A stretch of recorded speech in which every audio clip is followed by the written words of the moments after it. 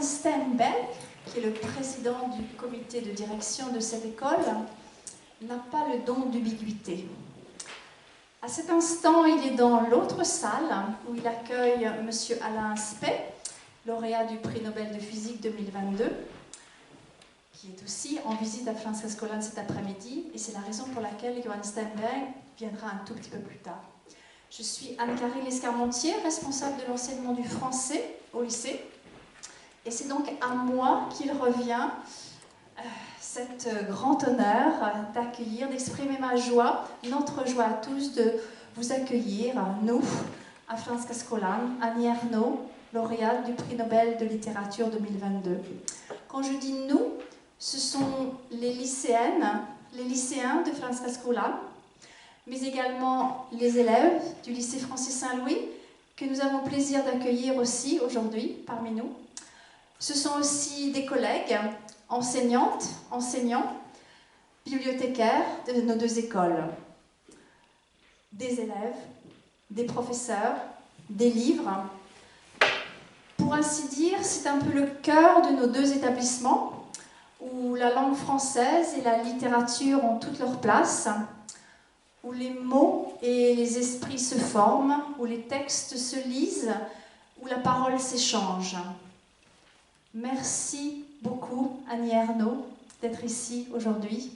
Merci de nous partager avec nous un peu de votre temps, de votre littérature et de votre engagement. Soyez la bienvenue à Francescolan.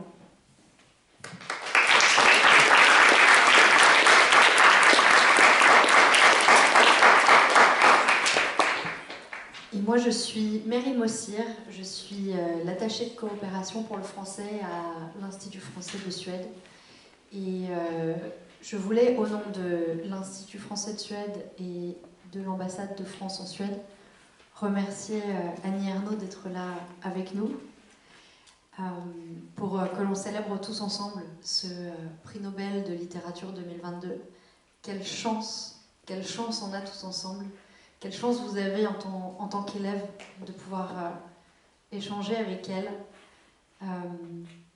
Annie Ernaux, je l'ai découverte à l'adolescence et je pense que pour vous, c'est une chance de la rencontrer aussi à ce moment de votre vie. Je pense qu'on va échanger sur beaucoup d'ouvrages. Je voudrais remercier les enseignants de la Francescolan et du lycée Français Saint-Louis pour leur engagement, pour la préparation, pour leur enthousiasme pour la littérature française. Merci beaucoup. Merci aux élèves, parce que vous êtes au taquet sur les ouvrages d'Annie Ernaux, et c'est formidable, vraiment, mille merci. Et je voudrais juste terminer sur le fait que Annie Ernaux, elle a fait un long bout de chemin dans sa vie, mais aussi pour nous voir, que c'est une écriture sur des décennies, mais c'est une écriture en fait du présent, qu'il y a beaucoup de sujets qui nous touchent aujourd'hui, des sujets qui ne sont pas universels, mais des thématiques d'actualité. Je pense que vous y reviendrez tous les deux. Et qu'on est ravis en tout cas que vous soyez partie de la place et que vous soyez ici à cette place de Nobel. Voilà.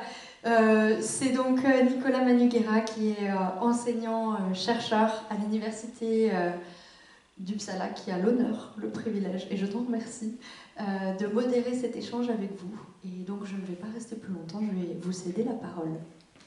Merci. Bon échange.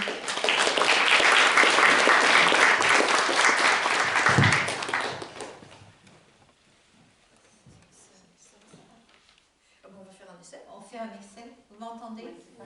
Oui, bien. Je crois que c'est encore mieux. Simplement votre voix que le micro. Vous croyez? Je ne sais pas. Comme ça. Il tourne. Est-ce qu'il y a un technicien dans cette salle? Alors, sans micro, qu'est-ce que ça donne? On m'entend? Il faut pas non plus super de voix. Non. Je vous laisse gérer. Alain, c'est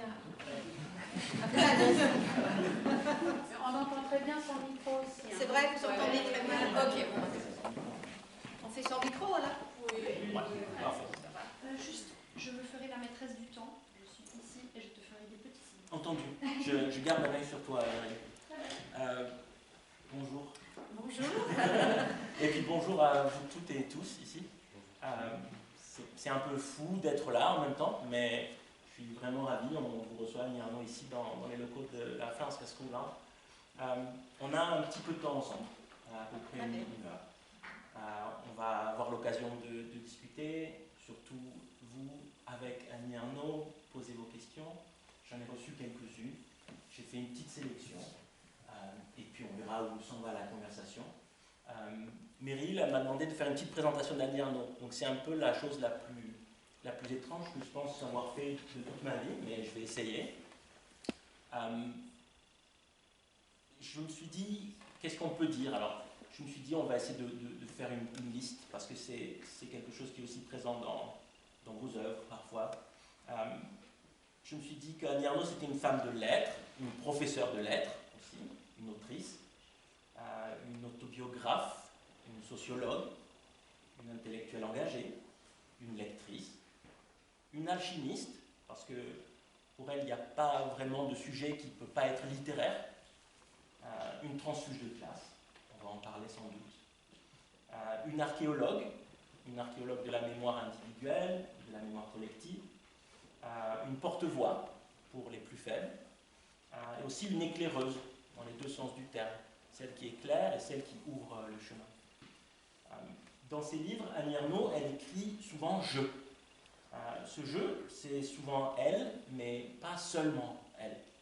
Ce n'est pas vraiment le jeu d'une individualité singulière, c'est un jeu un peu collectif. Une première personne du singulier, mais plurielle.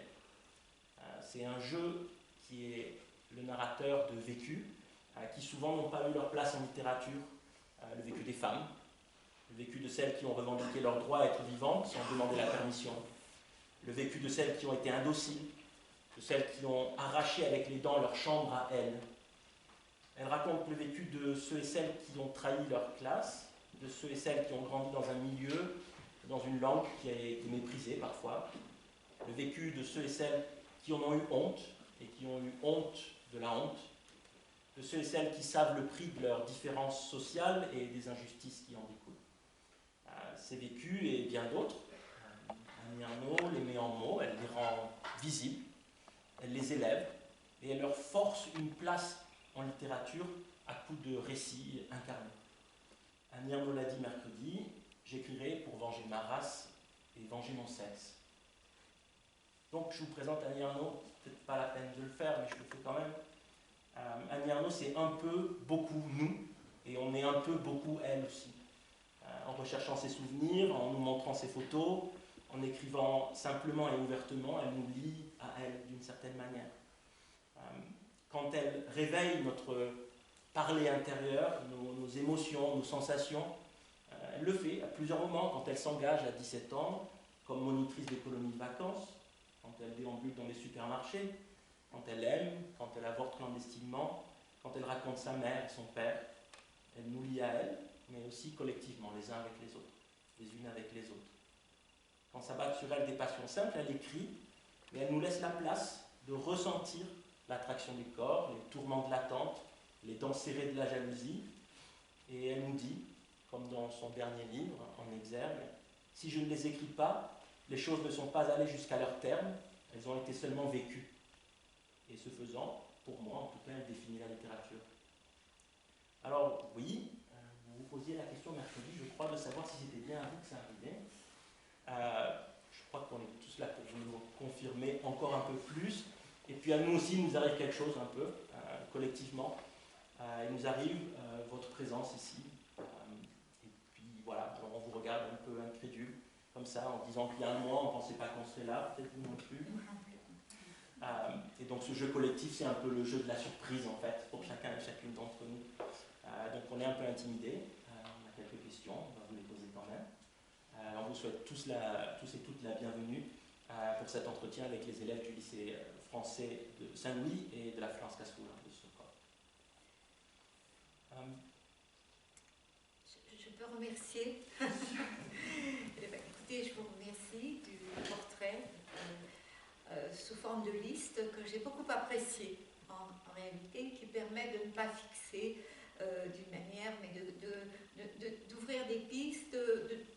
sont des traits que vous avez définis qui sont effectivement, je crois, applicables à ce que j'écris. Oui, je suis moi aussi un peu intimidée devant vous. Et d'un seul coup, je me retrouve aussi transportée au temps où j'enseignais à des élèves devant moi. Ça remonte il y a pas mal d'années, mais c'est aussi un souvenir très, très fort. Voilà, et j'espère que là, je ne vous interroge pas, c'est plutôt l'inverse, vous voyez. Donc, voilà, c'est bien, c'est un retour des choses. On va voir un peu de quoi est-ce que les élèves présents ici ont envie de parler. Quand j'ai parlé avec certains et certaines d'entre eux, puis j'ai reçu quelques questions, il y a à peu près 3-4 thèmes, 3-4 grands aspects dont ils auraient envie de parler. Le premier, ce serait de parler un peu de votre parcours et de ce que ça signifie en fait d'être transfuge de classe. Donc il y a par exemple Michel et Mila, qui sont je crois dans la salle, qui ont chacune une question. Si ça vous va, on va les prendre ensemble, puisqu'elles ont à peu près la même nature. Michel et Mila, est-ce que vous voudriez bien vous lever et puis poser vos questions? Yes. Michel, si tu veux commencer.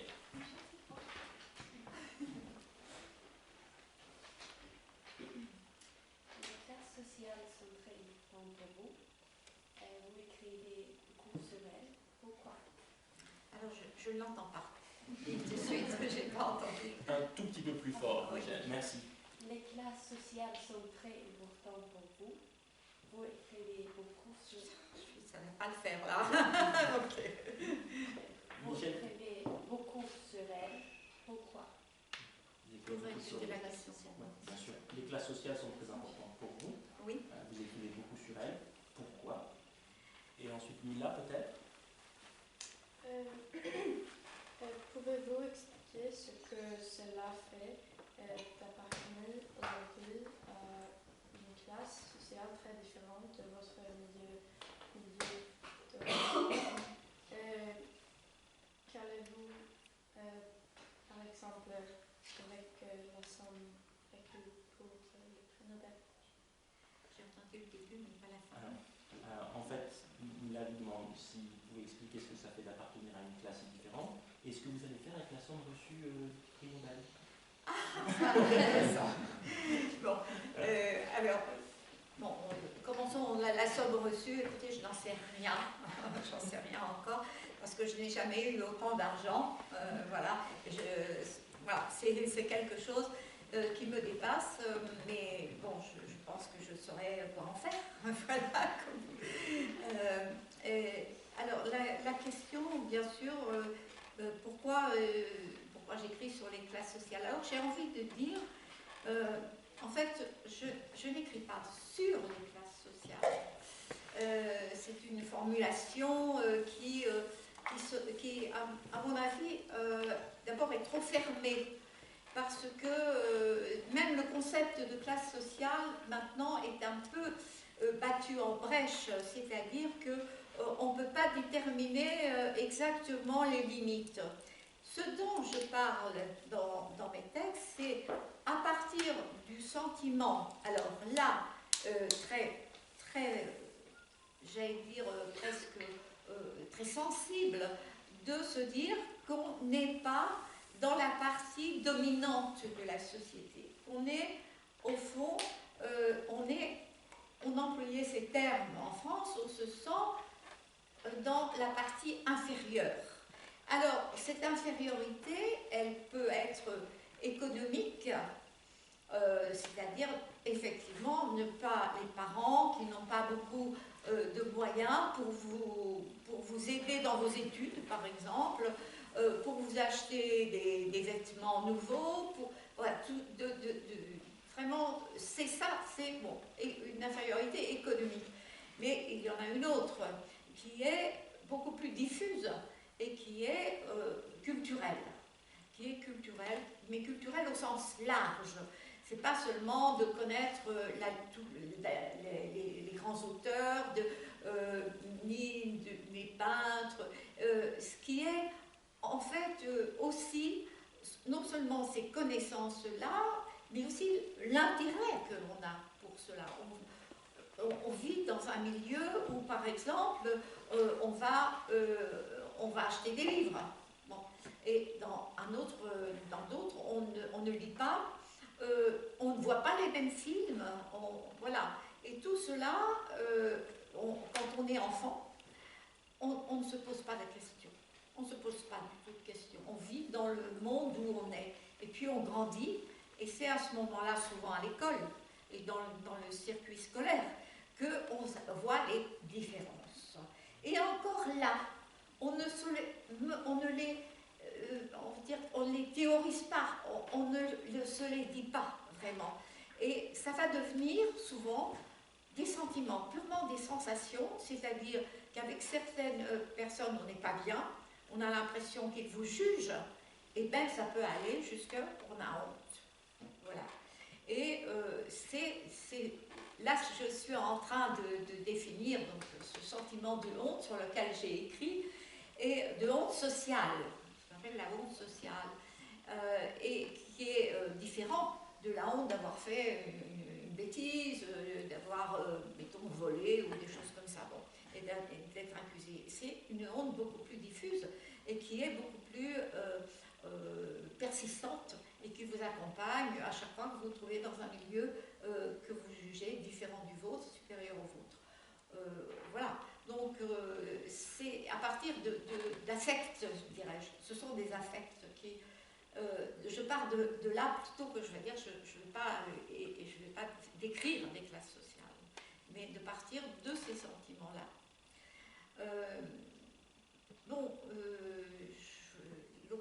La question, donc, c'était... Oui, Lila soulevait aussi la question de savoir ce que ça faisait pour vous maintenant d'avoir aussi fait ce voyage, d'avoir changé de Alors, disons, dans tout ce que... C'est-à-dire, on ne peut pas dire ce que ça me fait. Non. Parce que ce que j'ai décrit, je suis allée à la recherche de justement tout ce qui s'était passé à partir du moment où j'ai écrit mon premier livre publié. J'avais 33 ans, mais j'avais fait un parcours. J'avais fait un parcours et surtout, j'allais dire, tout était là. Tout était là, j'étais devenue professeure, mais en même temps, je savais qu'il existait un monde d'où j'étais partie, d'où j'étais issue, mais en même temps, donc, je ne partageais plus ni les intérêts, ni les goûts, ni les façons de parler. Il y avait donc ce fossé qui s'était élargi, mais sans que je m'en rende compte, mais que je sentais, que je savais. Et c'est à partir de là que j'ai écrit. Et maintenant, je veux dire que l'écriture a été... l'écriture est le moyen pour moi, bien sûr, d'être au fond, toujours, d'avoir... Ma mémoire est dans un monde, et mon écriture plonge dans ce monde, et en même temps, la facilité que je peux avoir d'écrire, les modèles culturels que j'ai reçus appartiennent au monde cultivé, au monde dominant. Et c'est dans cet entre-deux-là que j'écris. C'est dans cet entre-deux, mais de dire ce que ça me fait, il n'y a pas de nom pour ça. Simplement, ce que je peux dire, c'est que moi, j'ai toujours cette conscience de... Alors là, je vais peut-être employer ce terme, cette conscience de classe. Voilà, cette conscience de classe, je l'ai, si je puis dire, naturellement, presque. Voilà, c'est ça. Et cette conscience, c'est en même temps aussi celle que pourrait avoir un ethnologue. L'ethnologue qui observe des populations différentes. Moi, je suis, par rapport au monde dans lequel j'ai un regard d'ethnologue. presque spontanément. Et par rapport au monde d'où je viens, ben, de la même façon. C'est ça, j'ai employé le terme que j'étais ethnologue de moi-même. Oui, il y a quelque chose, mais je ne suis pas seulement de moi-même, aussi du monde autour, c'est ça. Et c'est pourquoi beaucoup de mes textes au fond, sont nourris de ça. Quand je décris, c'est un livre qui est sorti il y a 7-8 ans, qui s'appelle « Regarde les lumières, mon amour », c'est que j'ai pris comme objet l'hypermarché où je vais faire mes courses habituellement. Et c'est pourquoi j'ai eu envie de faire ça. Parce que c'est un lieu d'observation de la diversité. La diversité, l'hypermarché, tout le monde y va, ou presque, en France, je ne sais pas ici. Mais, et là, il y a effectivement, les gens ne se parlent pas, mais ils ont des comportements. Et beaucoup de ces comportements, je peux, en quelque sorte, les décrypter. C'est m'intéresser à la diversité. C'est ça aussi. Voilà. Oui. C'est intéressant que vous parliez justement de cet ouvrage, puisqu'il y a un des élèves ici présent qui l'a lu, il s'appelle Samuel. Samuel, et tu es avec nous. Ouais. Samuel, je sais que tu as une question à propos de cet ouvrage en particulier pour Annie Arnaud. Alors, je me demandais si, parce que pour vous, écrire c'est souvent synonyme de souffrance, si j'ai bien compris, et je me demandais si pour un livre un peu plus, avec des thématiques pour un livre un peu moins grave comme celui-ci, est-ce que vous avez pris du plaisir à le rédiger? Ah, je n'ai pas tout compris, mais pour la sonorité ici, moi c'est dur. Tu veux essayer un peu plus fort, s'il te plaît? Donc, est-ce que vous avez pris du plaisir à écrire Oui, voilà. Tout à fait. Oui, j'ai pris du plaisir j'ai pris du plaisir d'abord à observer et quand je rentrais à noter effectivement parce que écrire est pour moi aussi à chaque fois une découverte. Et je pense que c'est vrai pour tout le monde. C'est-à-dire que si vous ressentez quelque chose et que c'est pas toujours très clair, mais si vous installez, vous l'écrivez sur votre ordinateur ou bien sur des feuilles, vous allez aller au-delà de ce que vous avez senti. L'écriture est un moyen de connaissance en soi. C'est quand vous transcrivez une sensation, une vision, c'est quelque chose qui va vous emmener à des réflexions, les unes qui s'enchaînent, et vous allez voir des choses que vous ne voyez pas, au fond, lorsque vous les vivez simplement. C'est pourquoi, quand vous avez cité le début de mon dernier livre, Le jeune homme, c'est ça. Si je ne les écris pas, les choses, si je ne les écris pas, elles n'existent pas réellement, elles ont été seulement vécues. Alors c'est vrai pour le monde extérieur, quand on veut le décrire, mais c'est encore plus vrai peut-être pour tout ce qui est intérieur. Ouais, merci.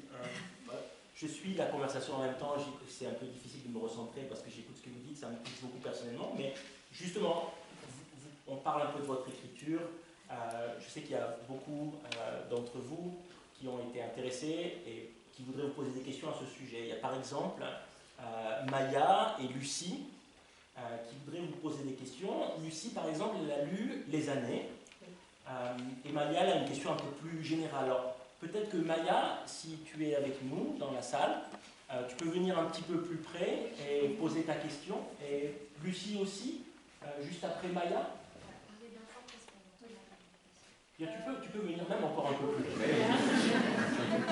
On est en fin de ligne. Merci. Je me demandais quel est votre usage de la première personne dans votre écriture, parce que vous ne vous utilisez pas toujours de la première personne dans vos biographies, si j'ai compris. Dans les années, c'est sûr ça. Oui, est-ce que c'est pour vous distancier un peu des événements, des émotions? Est-ce que c'est pourquoi vous... Oui, alors je résume. J'utilise majoritairement la première personne dans mes textes, c'est ce que je fais, mais cela dépend effectivement du lorsque je parle par exemple, d'une passion simple qui m'a traversée, c'est pour moi extrêmement important d'utiliser le jeu, puisque c'était le siège des émotions, le siège, voilà, je ne voyais pas déléguer à elle ou il éventuellement, c'était en quelque sorte, ça aurait été me projeter dans une extériorité, alors que ce qui m'intéressait, c'était de creuser ce qui m'était arrivé. Le jeu, à ce moment-là, est comme un outil. C'est comme un outil. Je dirais que dans un autre livre, j'ai parlé de l'écriture comme un couteau. Bien, le jeu, c'est le couteau, d'une certaine manière. C'est ça. Alors, en revanche, le projet du livre Les années, c'était tout à fait différent. Le projet, c'était de raconter, au fond, une vie de femme à l'intérieur d'une génération. Donc, qui s'étendrait sur plusieurs années. Mais c'était, à la différence de l'autobiographie traditionnelle, qui est « je me raconte moi et il y a le monde autour », c'est pas comme ça que moi j'ai ressenti le passage des années. J'ai ressenti qu'il y avait une sorte d'échange ou de va-et-vient entre ce que je suis et les époques traversées. C'est-à-dire, au moment où je commence le livre Les années, j'ai 45 ans. C'est la moitié de la vie. Voilà. Et je vois bien combien, évidemment, moi j'ai changé, évidemment, beaucoup, mais aussi le monde a changé. Et le projet des années, c'est de fondre l'histoire, mon histoire, dans le passage des années. C'est ça. Donc à ce moment-là, j'ai même l'idée qu'il n'y aura pas du tout, il n'y aura personne dans le texte. Mais c'est un peu compliqué. Je m'aperçois que qu'est-ce qui différenciera un livre sur des années, sur 50 ans, 60 ans, d'un livre d'histoire s'il n'y a personne dans le texte. S'il n'y a personne. Voilà, ça sera, au fond, un livre d'histoire, comment on fait en classe. Bon. Et donc, après beaucoup de réflexions, j'ai introduit une photo. C'est la photo qui va déclencher, en quelque sorte, le moyen d'introduire une personne. Et ce sera à travers la photo que la photo va être l'incarnation, une incarnation d'une vie. Mais de façon très particulière, parce que à travers voir une photo et dire, mais qu'est-ce qui se passe dans sa vie à ce moment-là, cet enfant, à quoi elle pense, c'est essayer de retrouver des choses, à quel avenir elle voit, quelles sont les choses peut-être dont elle se souvient. Bon.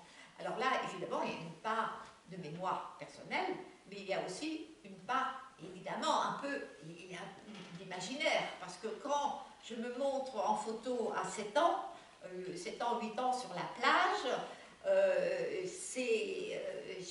à quoi je peux penser à ce moment-là, c'est quand même un petit peu difficile parce que maintenant j'en ai 50, hein, donc je me dis que voilà.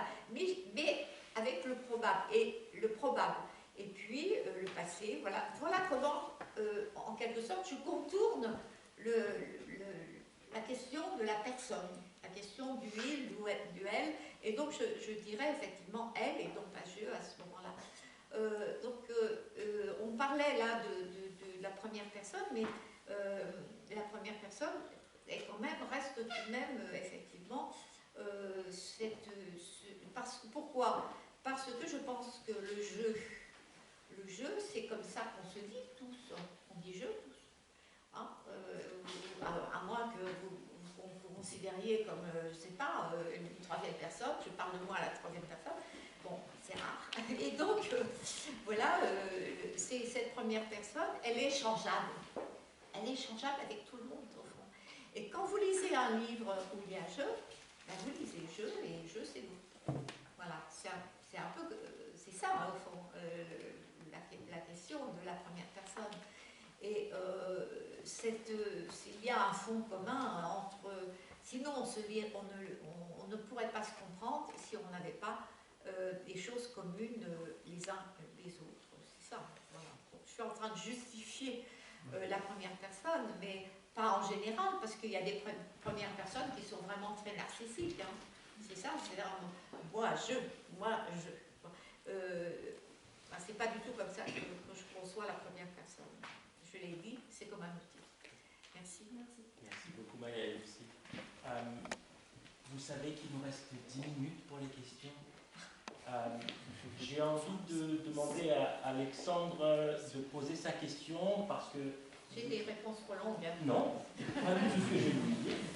Non, on n'a pas beaucoup de temps, mais le fait de parler du jeu et du nous, ça pose aussi, et c'est une chose qui a intéressé beaucoup les jeunes femmes et les jeunes hommes qui sont présents ici, votre engagement également, votre engagement politique et social. Alexandre, pardon, est-ce que tu voudrais poser ta question, oui, s'il te plaît? Est-ce que vous avez des préoccupations en ce qui concerne le droit des femmes, l'égalité et la liberté d'expression en Europe et aussi en France? Et que pouvons-nous faire, nous, les jeunes? Ça aussi, c'est une vaste question. Oui. Alors, bien sûr que j'ai toujours des questions, des désirs à propos de ce qui concerne effectivement les droits des femmes, la liberté des femmes, puisque je suis une femme et que j'ai ressenti très tôt qu'il y avait une différence de vie, de possibilité, d'ouverture, d'une manière générale, la vie des femmes était beaucoup plus contrainte, soumise. Alors, dans ma génération, c'était la soumission au biologique, d'abord. C'est-à-dire il n'existait pas de contraception, il n'existait pas non plus de possibilité de mettre fin à une grossesse non désirée. Et ma génération et les générations précédentes ont connu cette... ça a façonné cette peur d'être enceinte, a façonné des générations de femmes obligées de se marier, donc, parce que c'était comme ça. Et ça a été une grande avancée, quelque chose d'immense, que la découverte de la contraception, de la pilule, c'est une découverte scientifique. Il ne faut pas oublier que la science a été là au service très bon des femmes. Et ensuite, également, d'ailleurs, dans la facilité de pratiquer des avortements, c'est aussi la découverte d'un médecin qui s'appelait Karman, qui a découvert comment on pouvait aspirer l'œuf dans les premiers mois. Et tout ça a changé la vie des femmes. Mais il y a encore beaucoup d'autres... c'est pas seulement... alors, il y a le corps des femmes reste quand même un enjeu formidable, comme on le voit, par exemple, en Iran, où il est sous surveillance. Mais j'allais dire d'une manière générale, même dans les pays démocratiques où les femmes ne sont pas obligées de porter le voile, il y a toujours quand même, les femmes sont, c'est d'une manière très bon, plus subtile, mais l'objet aussi toujours d'une surveillance et également de leur, je veux dire, leur liberté n'est pas aussi grande, ou plutôt le champ des possibles. Ce que j'appelle le champ des possibles n'est pas encore égal à celui des hommes, et notamment parce que elles ont la charge le plus souvent de tout ce qui est le matériel et les enfants, les charges éducatives, Alors, évidemment, moi je parle depuis la France. Je pense que ce n'est pas pareil en Suède, dans les pays nordiques en général, qui ont manifesté très tôt une plus grande égalité entre les hommes et les femmes. Mais bon, je pense qu'on a encore beaucoup de chemin à faire pour qu'il n'y ait pas une hégémonie masculine qui s'exerce dans tous les domaines de l'existence. Vous avez parlé maintenant aussi d'un autre point important qui est l'Europe. Enfin, il me semble que par rapport aux années, aux 30 dernières années que nous avons vécues, qu'il y a un repli européen, que l'Europe fonctionne un peu comme une forteresse, pas complètement, mais par rapport au reste des populations qui ont été en fait souvent colonisées et exploitées, et continuent de l'être, et que cette pauvreté dont l'Occident est pour une grande part responsable, maintenant se mue en refus de recevoir, par exemple, des immigrés. Donc il n'y a pas que cela, il y a aussi peut-être, c'est sensible, moi je parle aussi depuis la France, là, de ce qui se passe en France, c'est une sorte de désir d'ordre. Mais qu'est-ce que ça veut dire, désir d'ordre? Ça veut dire que chacun reste à sa place. C'est ça l'ordre. Et qu'on n'en bouge pas. Et avec quelqu'un enfin des instances qui décident pour vous, et voilà. Et ça, on a eu l'expérience dans le XXe siècle, dans les 50 premières, enfin, plutôt 30, 40 premières années du XXe siècle, et je pense qu'il faut effectivement rester extrêmement vigilant. C'est intéressant que vous ayez commencé par la question d'Alexandre et votre réponse à parler un peu de la situation globale des femmes également. Dans les questions que les élèves m'ont fait parvenir, il y a eu beaucoup de questions sur votre livre L'événement. Oui. C'est un livre qui a eu aussi une actualité cinématographique, qui a été adapté par Audrey Diwan. Nick avait envie de vous poser une question, et ce sera la dernière question avant qu'on lise un petit moment, si vous voulez. Si vous voulez bien, ce serait formidable. Nick, est-ce que tu es avec nous? Est-ce que tu peux venir un peu plus près et poser des questions? Et les femmes, on est rendu tapé par notre voix, souvent. Parce qu'on a des voix, je parle pour moi, j'étais professeur, on a des voix qui voilà, sont moins puissantes que celles des hommes. Et la voix est un élément justement de pouvoir. Oui. Quelle question? Alors, Niki, moi j'ai une question qui concerne le livre L'événement. Oui, bien sûr. Attendez. Oui.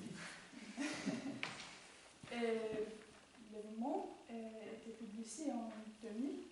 Était-ce difficile de publier pour le grand public cette histoire très intime pour vous? Si c'était difficile oui, c'est ça. Alors, en général, après un moment d'hésitation sur me disant est-ce que je vais je n'analyse pas ce sentiment que j'ai c'est un sentiment qui est partagé. J'ai très envie d'écrire voilà, j'avais très envie d'écrire sur cet événement, l'avortement de 1963-64, et de l'autre, j'ai une réticence en me disant mais pourquoi c'est fini au fond, voilà. Et c'est le désir qui l'emporte. Et à partir de ce moment-là, je n'ai plus de contraintes et j'y vais. Voilà. Pourquoi j'avais envie de le faire? Eh bien, c'était parce que justement, il n'y avait plus, on était 25 ans après l'autorisation, la possibilité donc d'avoir un avortement médicale avec la loi Veil en France. Mais en ces 25 ans, il y avait à la fois un silence complet sur ce qui avait eu lieu, c'était terminé, on passe à autre chose, Mais autre chose, c'était en fait l'IVG, dont je m'apercevais aussi que ça restait quelque chose d'un peu honteux. Aucune femme ne disait qu'elle avait subi une IVG. Les filles, les femmes mariées, non, c'était un silence. Et ce qui m'amenait je me disais, on oubliera. Ce qui était vraiment ce qu'il y avait de plus humiliant, sauvage, ce qui était vraiment plus représentable en fait. Ça n'était plus représentable. Et je me suis mise à écrire avec toutes les précautions qui sont au début du livre, de me dire, voilà, je vais justifier en quelque sorte pourquoi. Et comment faire?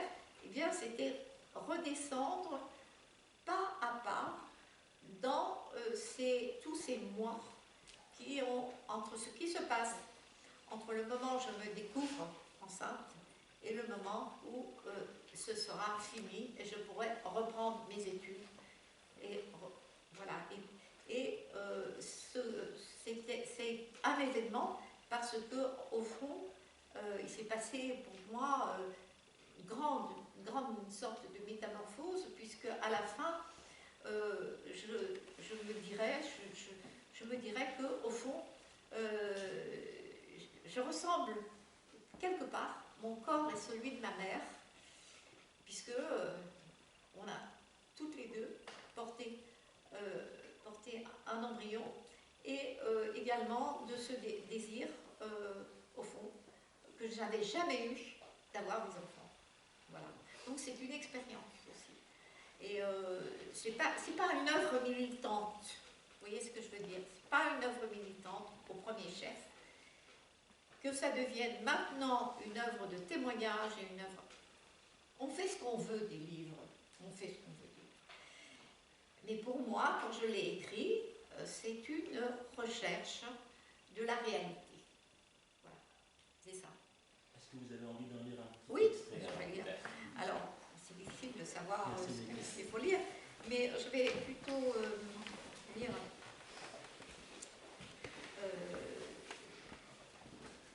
Voilà.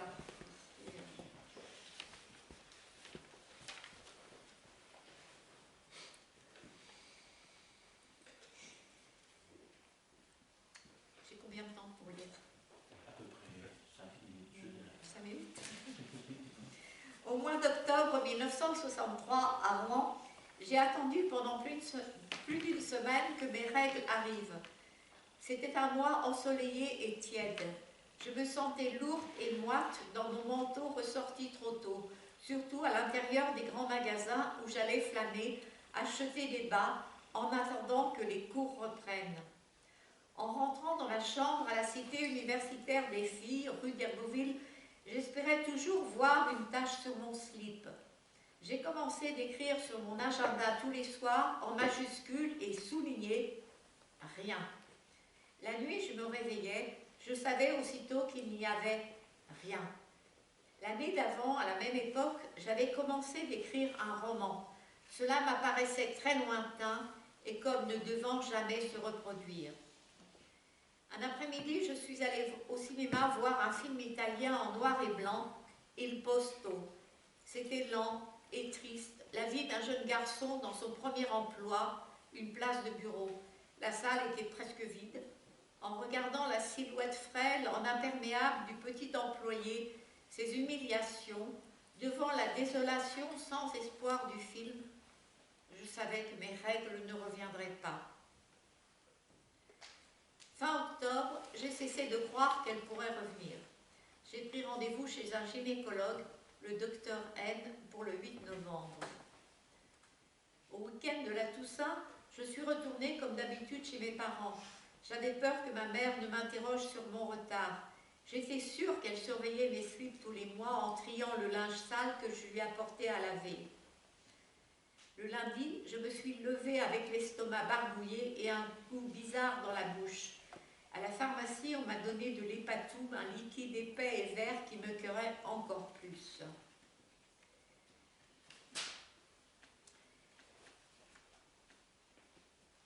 Je passe des passages. Juste au moment où je descendais de la table, mon gros pull vert retombant sur mes cuisses, le gynécologue m'a dit que j'étais sûrement enceinte. Ce que je prenais pour un mal à l'estomac était la nausée. Il m'a tout de même prescrit des piqûres pour faire revenir les règles, mais il n'avait pas l'air de croire qu'elles auraient de l'effet. Sur le pas de la porte, il souriait jovialement. « Les enfants de l'amour sont toujours les plus beaux. » C'était une phrase affreuse. Je suis rentrée à pied à la cité universitaire. Dans l'agenda, il y a « Je suis enceinte ». C'est l'horreur. J'ai écrit à P que j'étais enceinte et que je ne voulais pas le garder. Nous nous étions quittés incertains sur la suite de notre relation et j'éprouvais de la satisfaction à troubler son insouciance, même si je n'avais aucune illusion sur le profond soulagement que lui causerait ma décision d'avorter.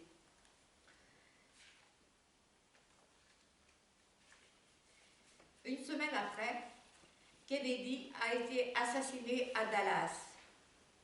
Mais ce n'était déjà plus quelque chose qui pouvait m'intéresser. Les mois qui ont suivi baignent dans une lumière de limbe. Je me vois dans les rues en train de marcher continuellement. À chaque fois que j'ai pensé à cette période, il m'est venu en tête des expressions littéraires telles que la traversée des apparences, par-delà le bien et le mal, ou encore le voyage au bout de la nuit. Cela m'a toujours paru correspondre à ce que j'ai vécu et éprouvé alors quelque chose d'indicible et d'une certaine beauté. Depuis des années, je tourne autour de cet événement de ma vie.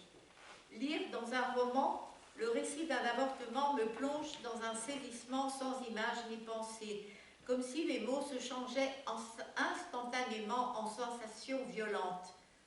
De la même façon, entendre par hasard la javanaise, j'ai la mémoire qui flanche, n'importe quelle chanson qui m'a accompagnée durant cette période me bouleverse.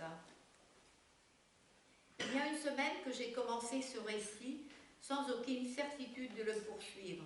Je voulais seulement vérifier mon désir d'écrire là-dessus, un désir qui me traversait continuellement à chaque fois que j'étais en train d'écrire le livre auquel je travaille depuis 2 ans.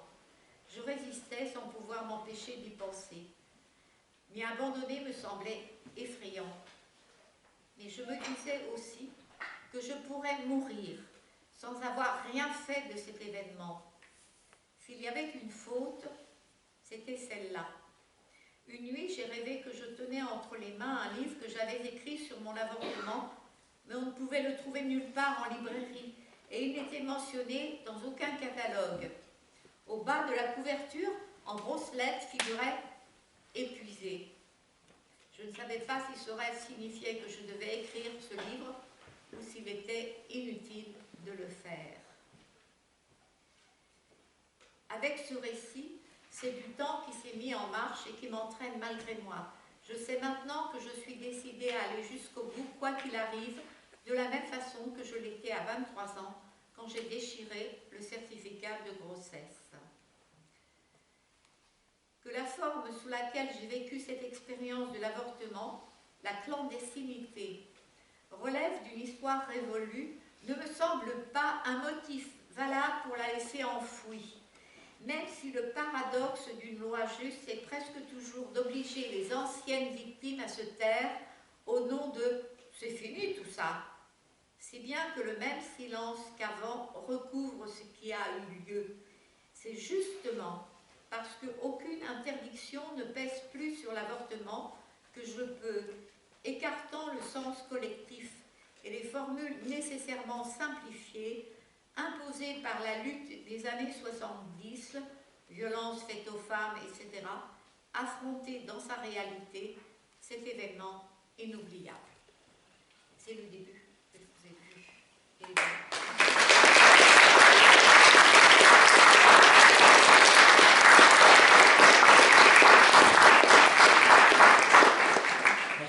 Merci à toutes et à tous. Merci beaucoup Annie Arnaud pour votre présence ici. Continuez de se passer. Je crois que la suite nous arrive de la salle, mais je ne suis pas convaincu. Je vais laisser Yoann initier les choses. Je m'excuse, madame, il faut que je me partage entre deux salles différentes. Alors, je m'appelle Johan Steenberg, je suis le président de l'école française ici. Et merci infiniment pour ces lignes que vous avez vues maintenant, si sensibles. Ça m'a touché beaucoup. Et je me rappelle quand Bob a fait un programme sur vous, justement une semaine après, vous avez reçu le prix Nobel comme information. Alors, j'ai une petite acte. Si vous pouvez monter, je vais faire quelque chose d'important. C'est-à-dire, quand les élèves de terminale sortent de l'école, on a une casquette sur la tête. Tous les bacheliers en Suède ont une casquette. Normalement, c'est une casquette blanche, mais dans cette école, c'est... Voilà. Alors, est-ce que je peux maintenant faire cet acte important? C'est-à-dire, je vous nomme maintenant bachelier d'honneur de Frans Kaskoblan, de l'école française. Voilà.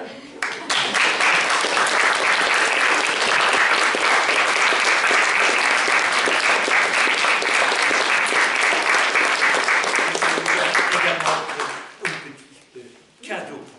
Il y a des autres cadeaux aussi de lycée Saint-Louis. Merci, passer avant je termine. Voilà. Je suis évidemment professionnelle et émue pour faire un discours, mais nous tenions au niveau de la communauté du lycée français de Stockholm. C'était vraiment magnifique. Merci à tous, merci à vous. Et je suis très très émue et je suis vraiment très heureuse d'avoir eu l'occasion de venir ici pour la première fois. Voilà. Merci.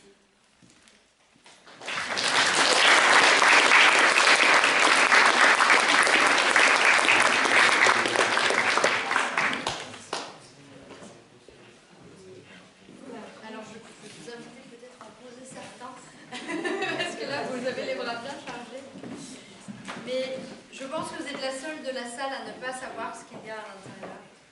Mais au nom de l'ambassade de France, de l'Institut français en Suède et de tous les élèves ici présents, par rapport à votre amour de la pop culture, à votre découverte de la Suède, on a eu une petite attention, je vous invite à regarder.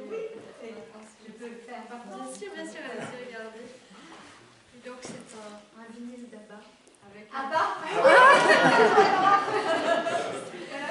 où chacun des élèves a mis son nom et l'adjectif qui correspond à ce qu'il pense de vous, de votre ouvrage. C'est magnifique.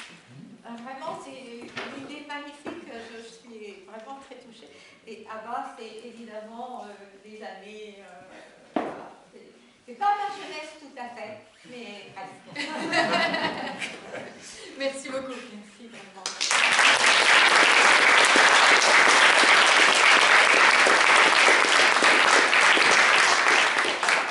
Je vous salue. Il faut que vous le gardiez. Oui.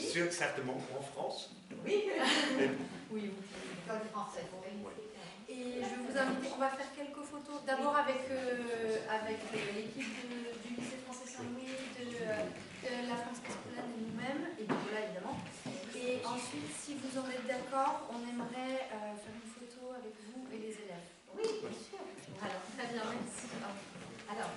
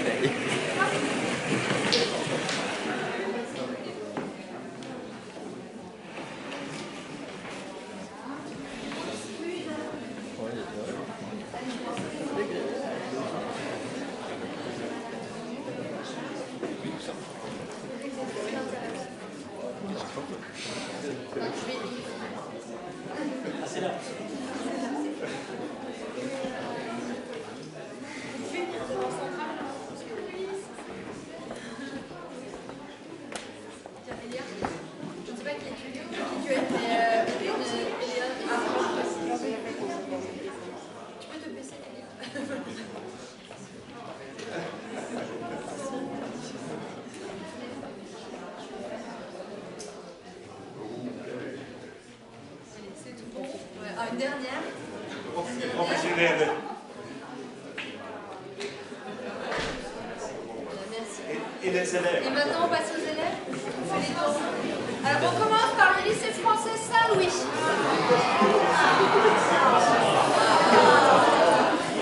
Ah bah ce matin, la France Cascoula, vous êtes passé en premier.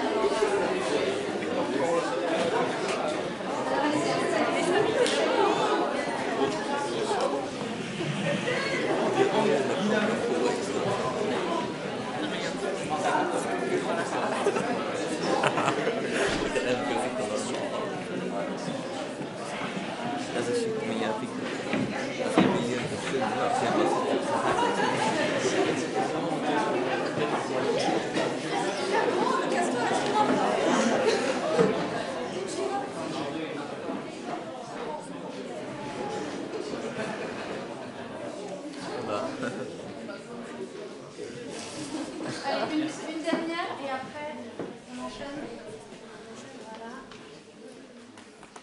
Voilà. Allez, à la France Cascoulane, c'est la dernière photo.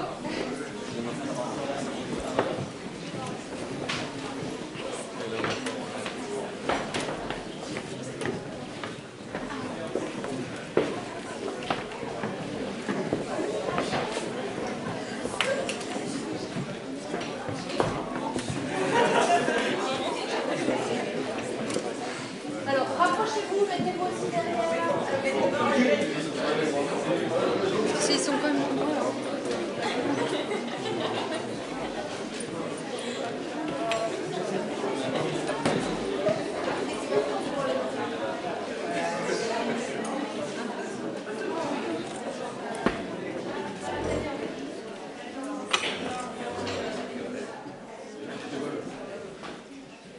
Essayez de vous rapprocher un peu plus, de vous casser.